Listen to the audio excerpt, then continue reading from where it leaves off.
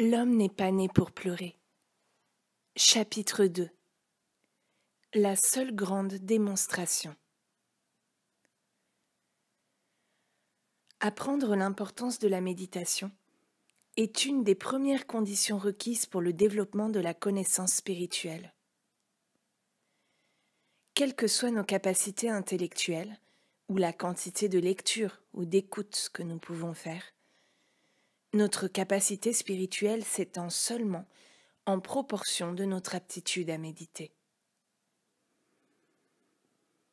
Cette prise de conscience spirituelle est développée dans le silence, non pas en pensant, ni en écoutant, ni en lisant. Il peut en être développé plus en une seule minute de silence qu'en des lectures pendant 24 heures. C'est pour cette raison que lecture et étude ne sont que des outils que nous utilisons pour nous rendre capables d'atteindre ce silence intérieur connu sous le nom de méditation. Lorsque nous méditerons et que nous ouvrirons cette âme intérieure ou faculté spirituelle, non seulement nous comprendrons des choses dont nous avions entendu parler mais que jamais auparavant nous n'avions comprises, mais aussi des choses dont nous pouvons ne jamais avoir même entendu parler auparavant. Dans le calme et la tranquillité du silence, nous sommes capables de recevoir ce qui ne peut pas être entendu par les oreilles. Plus nous méditerons souvent, non pas la durée de chaque période, mais le nombre de fois dans chaque 24 heures, même si chaque fois n'est que d'une minute, ou 2 ou 3. Plus rapidement notre connaissance consciente spirituelle sera développée, et l'harmonie spirituelle amenée dans notre expérience. Quand nos yeux sont clos et que nous sommes dans l'obscurité intérieure, nous y trouvons la totalité du royaume de Dieu, prêt à se déverser dans notre mental, notre corps, notre foyer, notre affaire, et même dans notre bourse.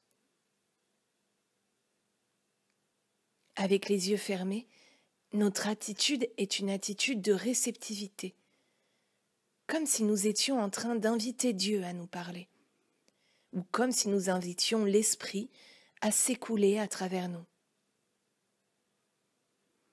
Notre rôle est de nous souvenir que la plénitude de Dieu est au-dedans de nous. Et dans la mesure où nous sommes tranquilles, l'Esprit se manifeste dans notre expérience. Le premier et le plus grand principe de la voie infinie, le principe sur lequel son activité entière a été fondée, est que Dieu constitue l'être individuel, votre être et le mien. Dieu est l'esprit de moi, la vie, l'âme, l'esprit, et Dieu est ma capacité. J'ai accès à l'intelligence, à la vie infinie éternelle. J'ai accès à l'approvisionnement infini, l'harmonie infinie, la paix et la perfection. J'ai accès à toutes ces choses-là, parce que j'ai accès à l'infini. Cet infini peut être extériorisé dans notre expérience seulement dans la proportion de notre connaissance de la vérité. Vous connaîtrez la vérité, et la vérité vous rendra libre. Ce n'est pas la vérité qui nous libère, c'est la connaissance de la vérité. Par conséquent, nous devons savoir que rien de moins que l'infini ne constitue la nature et le caractère, la qualité et la quantité de notre être. Nous pouvons démontrer cette infinité dans la proportion de notre réalisation et de notre obtention de cette compréhension. La seule connaissance que Dieu est notre entendement ne nous rendra pas capables d'être infiniment intelligents. C'est la conviction que Dieu constitue notre entendement qui fait que la sagesse infinie de Dieu est disponible en tant que notre capacité individuelle de comprendre, de savoir, de discerner et d'extérioriser. Jésus a dit « De moi-même, je ne peux rien faire ». Et nous pouvons même aller encore plus loin et dire « De moi-même, je ne peux rien être ». De moi-même, je ne peux rien avoir. Mais du fait de mon unicité avec Dieu, tout ce que le Père a est à moi. Cette infinité de Dieu devient individuellement nôtre, du fait de notre relation divine à Dieu et de notre état d'avertissement conscient de cette vérité.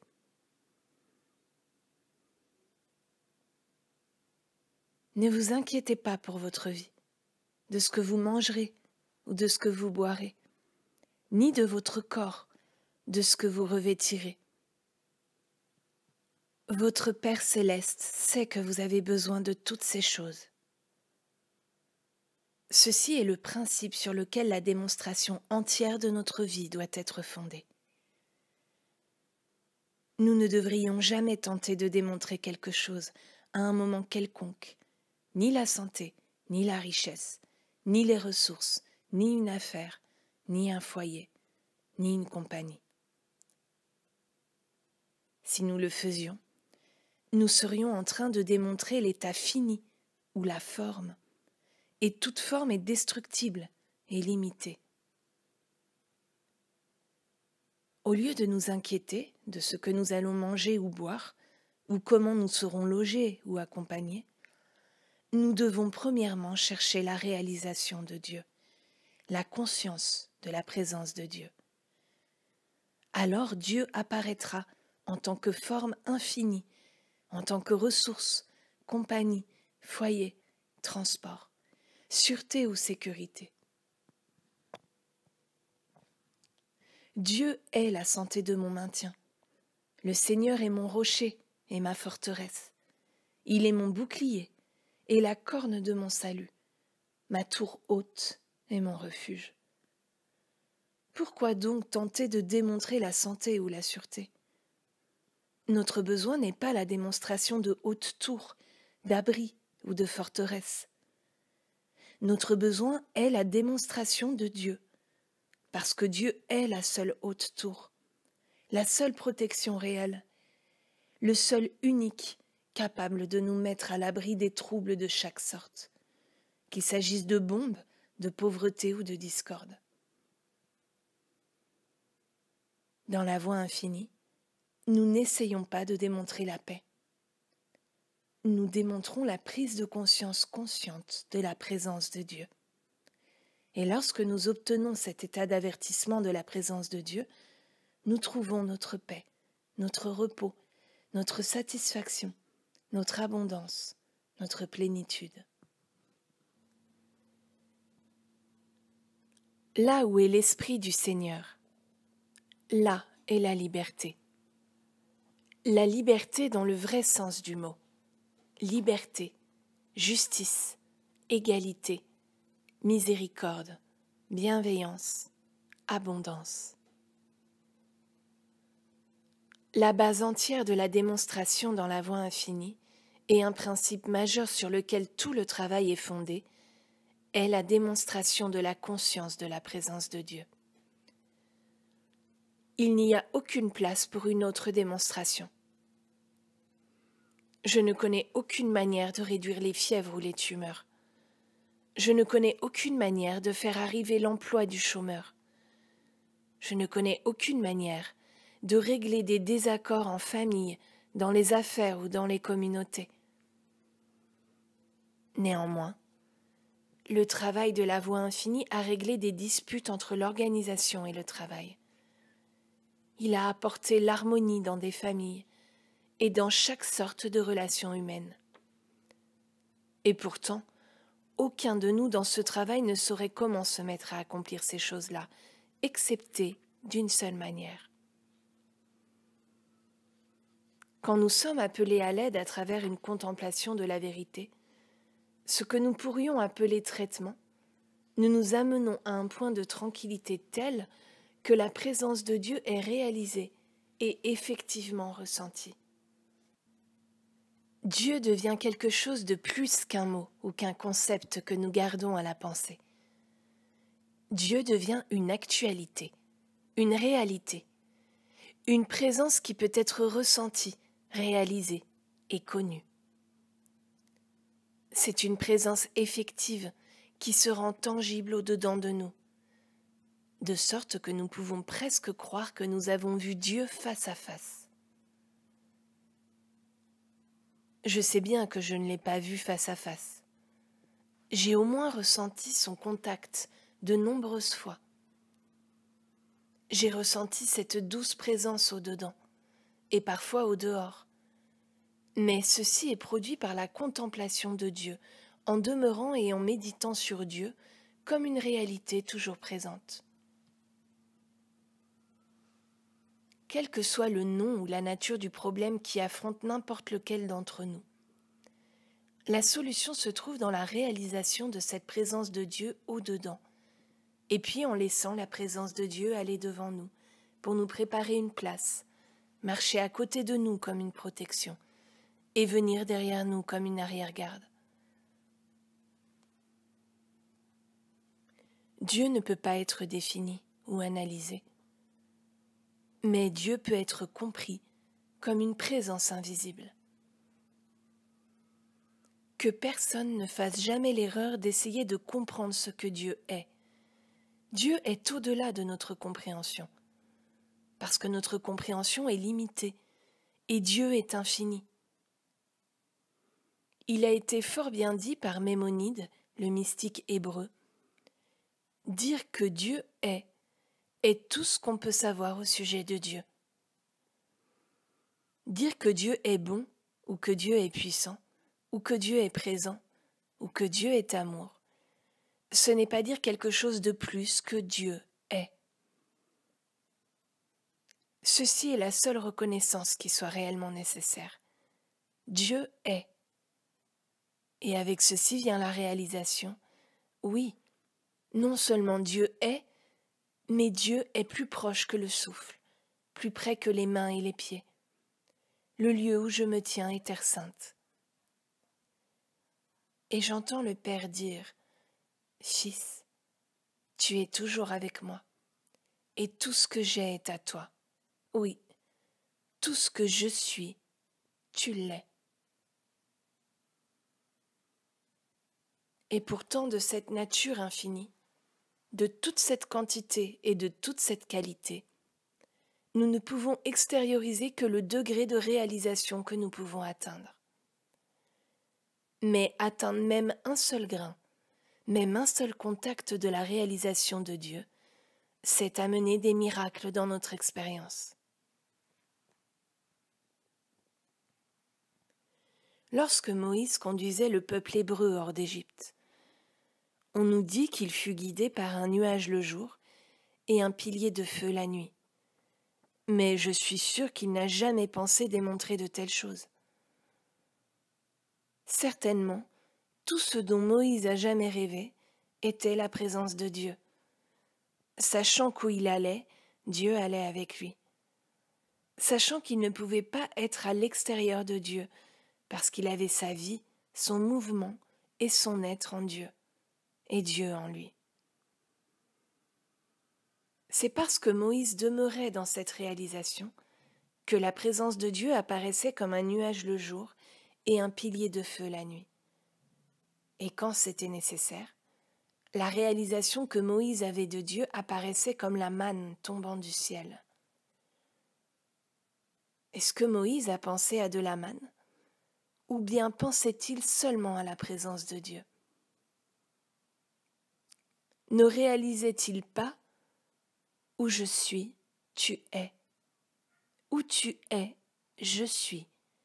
Car je suis ce je suis. Nous sommes un. »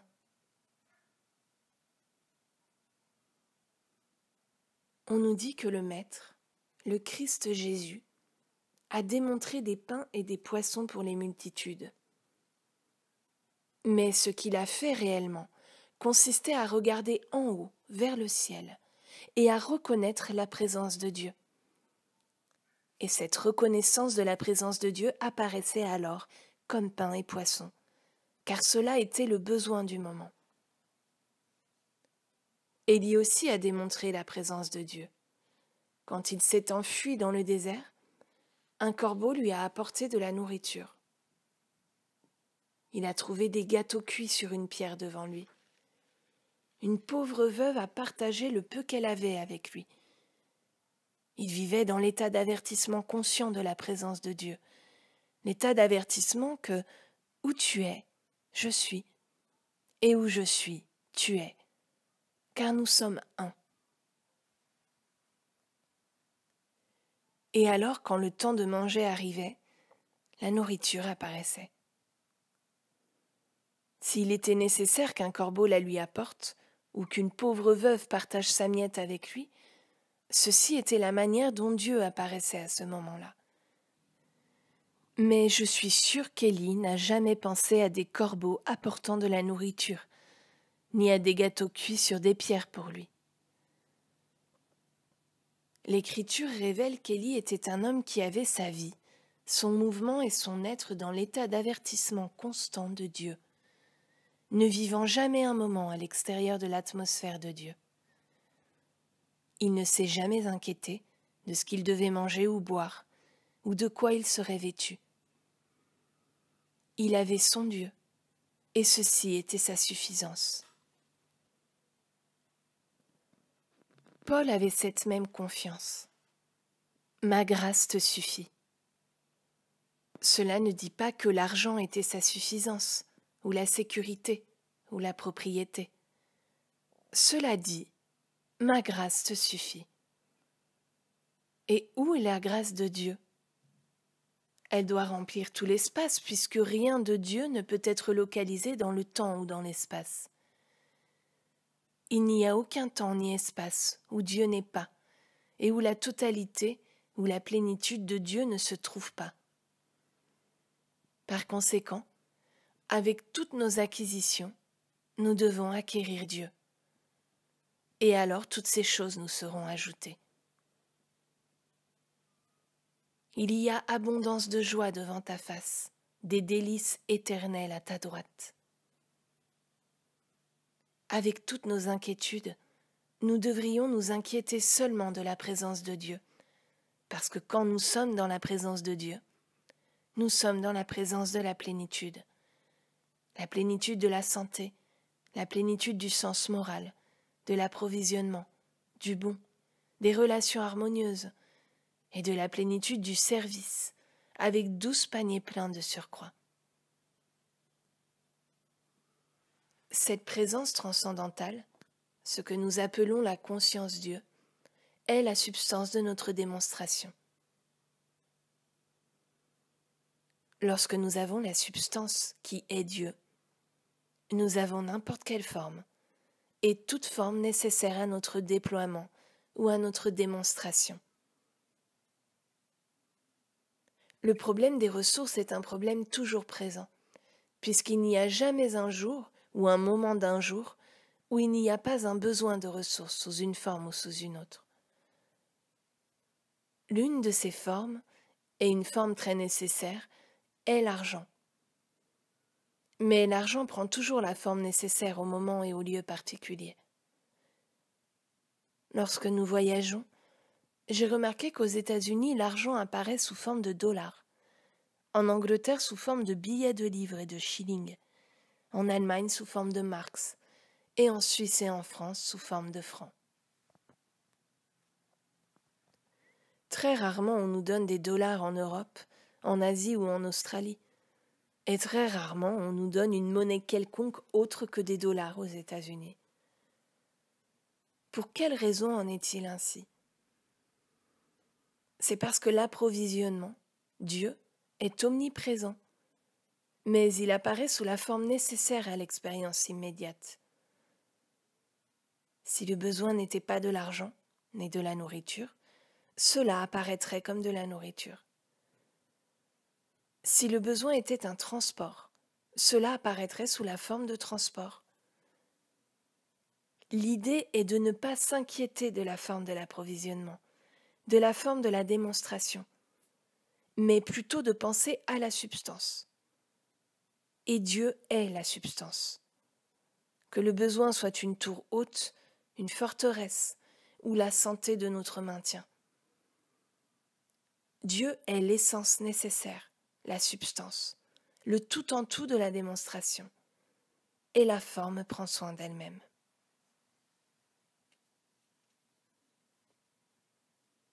Tous les hommes ne sont pas à l'état de conscience où ils peuvent se reposer dans une confiance complète en l'esprit, sans inquiétude pour démontrer les choses de ce monde. L'humanité est faite d'états de conscience en voie de développement. Et c'est seulement graduellement que les hommes évoluent à partir du niveau matériel jusqu'au niveau mental, et finalement jusqu'au niveau spirituel de conscience, où le but de la vie est la démonstration de la présence de Dieu. Les différentes approches métaphysiques et spirituelles de la vie, qui ont été données au monde par des hommes et des femmes consacrés, représentent des enseignements appropriés aux différents états de conscience. Mais personne ne peut véritablement dire que l'une de ces approches est juste et que les autres sont fausses. Dans l'état de conscience matérielle, où la force matérielle, le pouvoir et la substance matérielle sont tout ce qui est connu, il n'est certainement pas erroné de disposer de la médication ou de la chirurgie, ou de n'importe quelle et de toute aide que la médecine offre comme un secours pour la santé, parce que c'est le rôle de ces choses sur le plan matériel. Quand l'état matériel de conscience est remplacé par l'état mental, cependant, une personne peut d'abord utiliser beaucoup moins de remèdes matériels, beaucoup moins de force et de pouvoir matériel, et de plus en plus du mental. Ceci ne signifie pas que l'un est juste et que l'autre faux. Cela signifie simplement que ces choses-là sont l'expression de deux états différents de conscience. Plus une personne va loin dans le royaume mental, moins elle devra utiliser les forces matérielles du monde. Et en son temps, encore moins du mental, parce que plus on va haut dans le royaume mental, plus on apprend à s'appuyer sur l'intuition, davantage que sur le pouvoir mental. Dans la mesure où le royaume mental fait lentement place au spirituel, et ces deux-là au passage ne sont pas synonymes, mais sont deux états entièrement différents de la conscience. De moins en moins de mental sera utilisé, jusqu'à ce que si on s'élève assez haut, aucun pouvoir mental ne sera utilisé du tout. Plus l'état d'avertissement spirituel obtenu par l'étudiant sera grand, moins il utilisera de pouvoirs mentaux. Tout cela est une affaire de différents états et de différentes étapes de conscience. On doit reconnaître que sur le plan matériel, il y a toujours deux pouvoirs, un plus grand pouvoir et un plus petit. Et toujours le pouvoir plus grand est utilisé pour dominer le plus petit. La même chose s'applique d'une manière très semblable dans le royaume mental. La personne de forte capacité mentale, la personne qui a le plus grand pouvoir de concentration de la pensée et la capacité la plus concentrée de manipuler et de projeter la pensée, la personne qui peut donner le traitement le plus énergique est toujours capable de dominer celle qui a des capacités mentales faibles. Ainsi, de nouveau, dans le royaume mental, comme dans le royaume physique, il y a deux pouvoirs, avec le plus grand dominant le plus petit. Mais dans le royaume spirituel, ceci est entièrement éliminé. Dans le royaume spirituel, il n'y a aucun pouvoir. On a beaucoup parlé et on a beaucoup écrit au sujet de l'utilisation du pouvoir spirituel ou du pouvoir Dieu. Mais il n'y a aucun pouvoir de cet ordre qu'on puisse utiliser. Et il n'y a pas non plus une personne quelconque qui puisse l'utiliser. Personne n'a jamais été capable d'utiliser le pouvoir Dieu, parce qu'en esprit, il n'y a aucun pouvoir. Dieu est. Ceci est tout ce qui peut être connu. Mais Dieu n'est pas un pouvoir. Et Dieu n'est pas non plus un pouvoir sur quelque chose, excepté dans les sens que Dieu est ce qui est la substance, l'essence, la loi, le déploiement créateur de toute forme. Dieu est un pouvoir sur sa création seulement dans le sens que Dieu est l'activité créatrice, la substance créatrice, et la loi qui déploie et maintient et soutient sa création. Mais il n'est jamais un pouvoir sur une chose quelconque.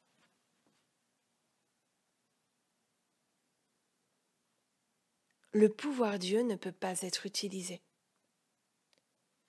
Personne n'a jamais été capable de l'utiliser, pas même Jésus-Christ, qui a dit « De moi-même, je ne peux rien faire.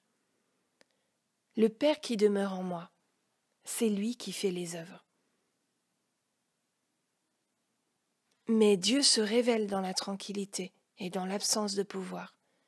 Et où la présence de Dieu se révèle, il y a l'harmonie et la liberté. Dieu ne crée pas cette harmonie ni cette liberté, et il ne l'apporte pas non plus. Dieu est cela. La présence de Dieu est la paix, la santé et la sûreté.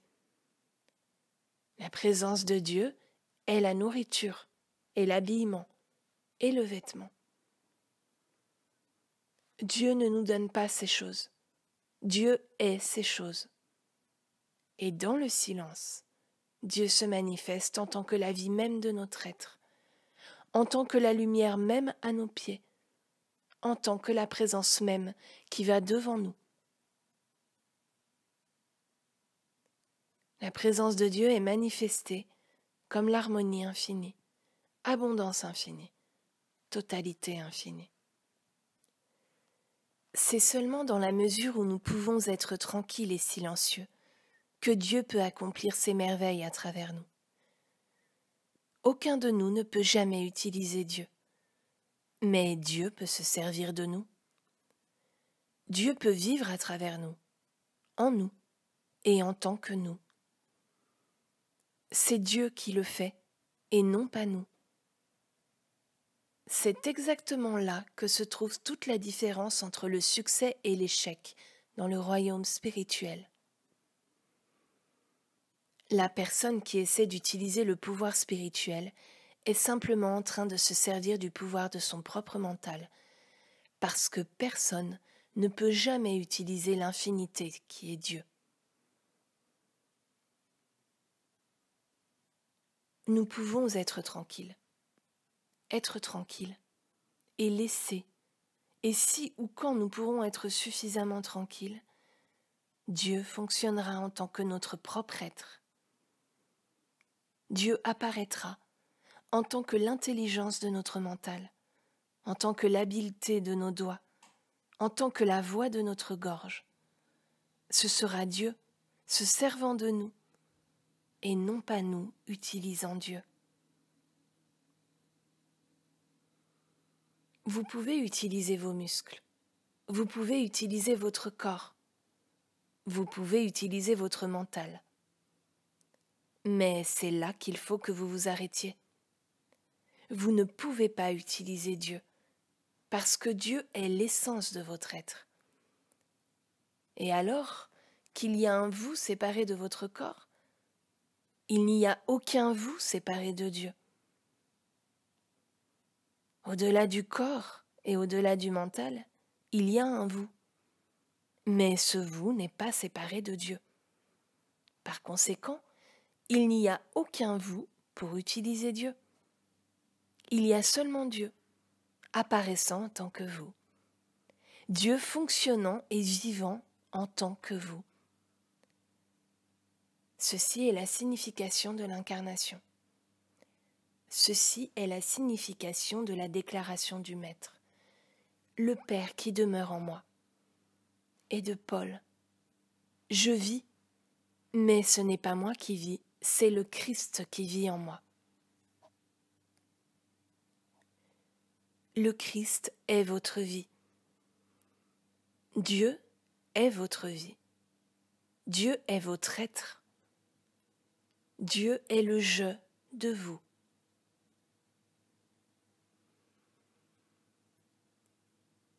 Il n'y a pas de place dans votre conscience pour Dieu et vous. Dieu vit en tant que vous. Dieu est votre vie. Dieu est votre entendement. Dieu est votre être. Et même votre corps est le temple du Dieu vivant. Avec cette réalisation viendra la compréhension de l'unicité, de l'immortalité, de l'éternité et de l'infinité. Et la conviction que vous êtes limité seulement dans la proportion où vous vous installez vous-même comme étant une entité séparée de Dieu. Personne ne doutera jamais de l'immortalité une fois qu'il réalisera que Dieu constitue son être.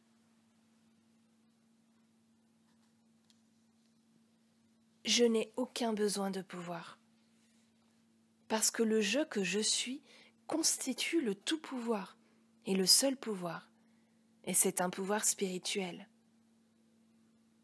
Il n'y a aucun pouvoir en dehors de cela. Dieu constitue mon être et ma vie, et je peux me reposer dans cette parole. Le Maître nous a dit : l'homme ne vivra pas de pain seulement, mais de chaque parole qui sort de la bouche de Dieu. Aussi longtemps que nous démontrons la parole de Dieu, nous avons un approvisionnement infini avec lequel nous pouvons vivre. Mais nous devons être certains que nous démontrons seulement la parole de Dieu, non pas ses formes, mais en le laissant apparaître comme la forme nécessaire. Dans la dernière affaire dans laquelle j'étais engagée, j'ai trouvé que mon travail allait de plus en plus mal, jusqu'à ce qu'il soit nécessaire de demander de l'aide à un praticien. Mais mon affaire ne s'est pas améliorée. J'ai eu donc à me tourner vers un autre praticien pour de l'aide, et même alors elle a continué à aller de pire en pire. Avant d'en avoir terminé, j'avais vu 5 praticiens, et toujours pas d'affaire. Le fait est que lorsque je m'adressais à ces praticiens, je n'avais qu'une seule chose à l'esprit, et ce n'était pas Dieu. C'était davantage d'affaires, davantage d'ordre d'achat. En ce qui concernait Dieu, je parlais un langage étranger, et Dieu n'a pas compris ce langage. Mais lorsque je fus enlevée du monde des affaires, et que j'entrai dans cette activité très difficile à pratiquer de la guérison spirituelle et de l'enseignement, le problème de la carence disparut, et le travail que les praticiens avaient fait pour moi a commencé à porter du fruit. L'approvisionnement a commencé alors à arriver. Il est venu en accord avec la volonté de Dieu, non avec la mienne, et à la manière de Dieu, et non pas à la mienne, et au moment voulu par Dieu, et non au mien. Mais il n'est pas venu aussi longtemps qu'il y avait une personnalité séparée de Dieu, décidant de ce que la démonstration devrait être, et puis essayant d'obtenir que Dieu l'accomplisse. Vous êtes-vous jamais arrêté pour réfléchir à quel point cela doit paraître ridicule ? L'homme dont le souffle est dans ses narines, allant à Dieu pour obtenir que Dieu fasse quelque chose pour lui, et en accord avec l'idée de l'homme de la façon dont cela devrait être fait. Ainsi nous apprenons que nous n'allons pas à Dieu pour des affaires ou pour de l'argent, et nous n'allons pas non plus à Dieu pour la santé. Nous allons à Dieu pour Dieu, et ayant Dieu, nous avons tout. Nous n'aurons pas tout pendant que nous essaierons d'avoir un petit je et Dieu. Il n'y a pas de place pour moi et toi, dit Dieu, car je remplis tout l'espace. Je suis un Dieu jaloux, et il n'y a aucune place pour quelqu'un d'autre que moi. moi seul. Je suis tout.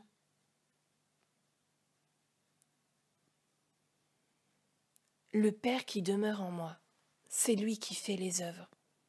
Le Christ vit en moi. Celui qui est en vous est plus grand que celui qui est dans le monde. Il accomplit ce qui m'est donné à faire. Le Seigneur rendra parfait ce qui me concerne. Dans chacune de ces citations, nous nous reportons à un lui, mais nous identifions ce lui avec le lui au-dedans de nous. De cette manière, nous sommes mieux capables de comprendre le Maître lorsqu'il a dit « Celui qui me voit, voit celui qui m'a envoyé. Moi et mon Père, nous sommes un. » Il n'y a aucun besoin de rechercher du pouvoir lorsque cet infini invisible, qui est notre véritable identité, celui, accomplit ce qui nous est donné à faire. Il rend parfait ce qui nous concerne. Tout cela est au-dedans de nous. Cette conviction détourne immédiatement notre regard de là dehors, nous empêche de croire qu'il y a quelqu'un dans ce monde qui peut aider à notre démonstration ou quelqu'un qui peut la gâcher. Elle nous empêche de croire que nous avons besoin d'attirer ou d'influencer, ou que nous avons besoin de quelque chose que nous n'avons pas, parce que nous savons que la seule chose nécessaire, nous l'avons effectivement, celui qui est au-dedans de nous, le Père intérieur, le Christ qui vit notre vie. Il y a un quelque chose invisible. Appelez-le le Christ, appelez-le Dieu, appelez-le le Père intérieur, appelez-le comme vous voulez. L'Esprit de Dieu dans l'homme, la conscience transcendante ou cette présence transcendante. Mais réalisez que cela est invisible, que c'est infini et que c'est plus près de vous que votre propre souffle. Si vous montez au ciel, il y va avec vous. Si vous faites votre lit en enfer, vous le trouvez là. Si vous marchez dans la vallée de l'ombre de la mort, vous ne pouvez pas avoir peur parce qu'il est avec vous. Le royaume de Dieu est au-dedans de vous. Vous avez votre vie et votre mouvement et votre être en Dieu. Et Dieu vit avec vous. Que j'ai répété les vérités ci-dessus silencieusement ou oralement, avec les yeux ouverts ou fermés. De toute façon, j'appellerai cela une méditation contemplative. Ayant terminé cette méditation, je resterai tranquille et je ferai le pas suivant qui est « Parle, Seigneur, car ton serviteur écoute ». Et du fait que l'Écriture dit « Quand il fait entendre sa voix, la terre fond », je garderai mon oreille intérieure ouverte, comme si j'écoutais réellement la voix de Dieu. Alors, si j'étais tranquille, une communication viendrait à moi depuis cet infini invisible. Cela pourrait être un message, ou simplement une respiration profonde, une sensation de chaleur, ou cela pourrait être une sensation comme si un poids était tombé de mes épaules. Mais d'une manière quelconque, en 1 minute ou 2, je recevrai une assurance intérieure. C'est fait. Dieu est dans la situation. Mon travail pour cette période serait alors achevé. Je me tiendrai consciemment dans la présence de Dieu, un contemplateur regardant Dieu à l'œuvre. Demain matin, le résultat pourrait être apparent dans mon courrier, au téléphone, ou par un télégramme, ou de quelque manière. Il pourrait y avoir une prise de conscience durant la journée que quelque chose a pris place dans mon expérience, dont je n'étais pas humainement responsable. Et je saurais que la voix de Dieu a parlé. La terre de l'erreur a fondu, la présence de Dieu est apparue, et la paix a été restaurée.